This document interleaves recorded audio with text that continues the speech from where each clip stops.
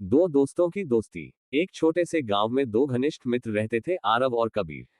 दोनों बचपन से ही साथ खेले, साथ पढ़े और साथ बड़े हुए थे। गांव की कच्ची गलियों से लेकर स्कूल के मैदान तक हर जगह उनकी दोस्ती की मिसाल दी जाती थी। लोग कहते थे, अगर सच्ची दोस्ती देखनी हो तो आरव और कबीर को देखो। आरव स्वभाव से शांत और मेहनती था। उसे पढ़ाई का बहुत शौक था और वह हमेशा कुछ बड़ा बनने का सपना देखता था। दूसरी ओर कबीर चंचल, हंसमुख और थोड़ा शरारती था, लेकिन उसका दिल बहुत साफ था। दोनों एक दूसरे से बिल्कुल अलग थे, फिर भी उनकी दोस्ती बहुत गहरी थी। एक दिन दोनों ने तय किया कि वे शहर जाकर पढ़ाई करेंगे ताकि अपने परिवार और गांव का नाम रोशन कर सकें। यह फैसला आसान नहीं था, क्योंकि गांव छोड़ना, माता पिता से दूर जाना और नए माहौल में ढलना सब चुनौतीपूर्ण था। लेकिन दोनों ने एक दूसरे का हाथ थामकर आगे बढ़ने का वादा किया। शहर में शुरुआत के दिन बहुत कठिन थे। छोटी सी किराए की कमरा, सीमित पैसे और अनजाना माहौल। कई बार ऐसा हुआ कि दोनों के पास खाने के लिए पूरा खाना भी नहीं होता था।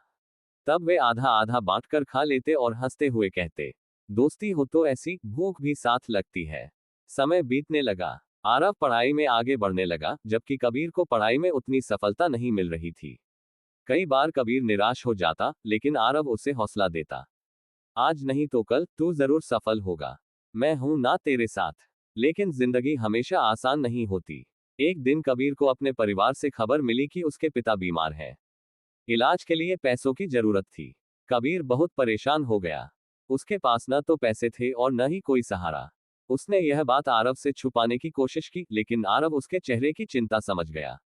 जब आरव को सच्चाई पता चली, तो उसने बिना सोचे समझे अपनी जमा की हुई सारी रकम कबीर को दे दी। ये वही पैसे थे जो उसने अपनी आगे की पढ़ाई के लिए बचाकर रखे थे। कबीर की आंखों में आंसू आ गए। उसने कहा, अगर तू साथ न होता तो मैं टूट जाता। कबीर कुछ समय के लिए गांव चला गया। आरव शहर में अकेला रह गया, लेकिन उसने कभी शिकायत नहीं की। वह जानता था कि सच्ची दोस्ती में त्याग जरूरी होता है। कई साल बीत गए। कबीर मेहनत और अनुभव के बल पर एक सफल व्यवसायी बन गया। एक दिन वह उसी शहर में लौटा जहां उसने संघर्ष किया था। सबसे पहले वह आरव से मिलने गया। आरव अब एक शिक्षक बन चुका था, सादा जीवन लेकिन संतुष्ट मन। कबीर ने आरव का हाथ पकड़कर कहा, आज मैं जो कुछ भी हूं, तेरी वजह से हूं। तूने मेरे बुरे समय में मेरा साथ दिया, अब मेरी बारी है। कबीर ने आरव को अपने साथ काम करने का प्रस्ताव दिया, लेकिन आरव मुस्कुराकर बोला, दोस्ती का मतलब बदले की उम्मीद नहीं होती। तू खुश है, यही मेरे लिए काफी है। दोनों दोस्त फिर से उसी पुरानी चाय की दुकान पर बैठे, जहां वे कभी सपने देखा करते थे। चाय की भाप में बीते हुए दिन साफ नजर आ रहे थे। न दौलत बदली थी दोस्ती को, न समय। गांव और शहर दोनों जगह आज भी लोग कहते हैं, आरव और कबीर की दोस्ती सच्ची दोस्ती की सबसे बड़ी मिसाल है।